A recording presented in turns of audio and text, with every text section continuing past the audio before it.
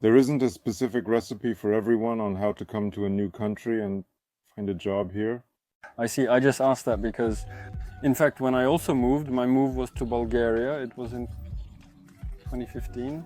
And I, like everyone else who has moved at the moment of relocating, especially people who have lived in or had experience with big cities, after they've been to Moscow or somewhere else and arrive in a new place like a village in Bulgaria, Montenegro or Serbia, everyone who came to Bulgaria had one thing in common. They all said that it was like an untapped field, that there was so much to do here. However, 98% of those who said this, only about 5% actually started doing something. And out of those, only 0.01% ended up with a successful business. Why?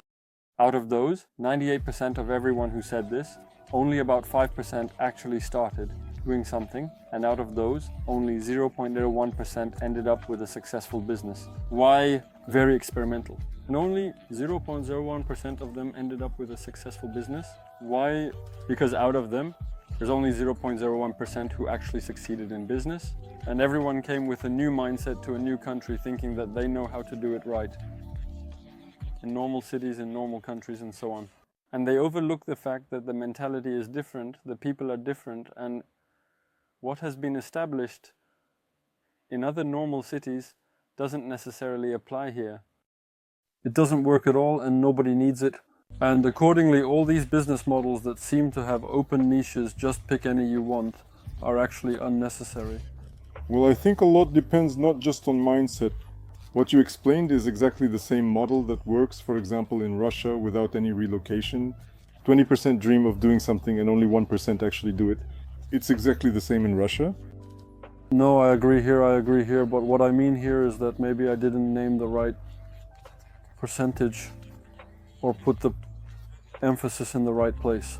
I don't mean that few people succeeded. What I mean is that among the people I mentioned, if you were to put them in Russia, all 100% would start a business, meaning they would achieve something, regardless of the scale. One might have a small shop while another might run a corporation. But if you were to place them, let's say in Bulgaria, only about 5% of them would be able to start a business. One has a small shop while the other has some kind of corporation. But if you were to place them, let's say in Bulgaria, only about 5% of them would be able to start a business. It's the same story I told about the targeting specialist. You can act according to templates, or you can act based on the situation to show some flexibility. And also, luck to notice something. I don't know if we have time for this in the interview, but I can share a parable I read online about how a journalist measured luck. Do you know how he measured luck? How in seconds? The essence is this. He took a multi-page newspaper. On the front page of the newspaper, he printed an announcement. I ask you to participate in the experiment. Count how many photos are in this newspaper and send me your answer. Well, the newspaper is thick. People counted. Some took 60 seconds, maybe, and some 45. And the luckiest ones counted too, because on the second page of that newspaper, he wrote, you don't need to count. There are 64 photos in this newspaper. You understand, right? People who follow the program, they were told to count the photos, so they counted the photos. And lucky people, they're open to new opportunities. They see an announcement and bam, in 2 seconds, that's it. They read it and didn't start counting. The same thing applies when you arrive in a new place. You have, of course, some patterns that you're used to acting with in ordinary familiar situations. But here you just need to see your opportunities, see some chances, understand where you can... I agree. It's just, since I was also on that side, when it's not obvious at all what we're talking about right now, is it? And after such conversations, you really want to say, hey, don't be smart, just point out what needs to be done. There are no ready-made recipes. You need to find your opportunity and grab onto it. Actually, I can share a bit from my side. It feels like it really depends on experience. Because when you have experience, when you've, let's say, repeated the same thing, not the action itself, but rather the essence of the action.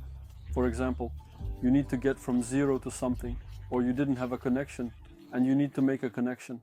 If you've done this, say, 100 times, and each of those 100 times you did it differently, because the situations were different and so on, the more you do it, the easier it becomes to do it the 101st time. You can combine different approaches. Yeah, so for you, it's not a problem. You've done it, let's say, in 100 different variations, and you just understand that, okay, I've tried this won't work, and this won't work. So it just turns into a kind of task. And from that, as you said, it depends on whether there will be a hint about those 2 seconds somewhere or not. Yes, that's right.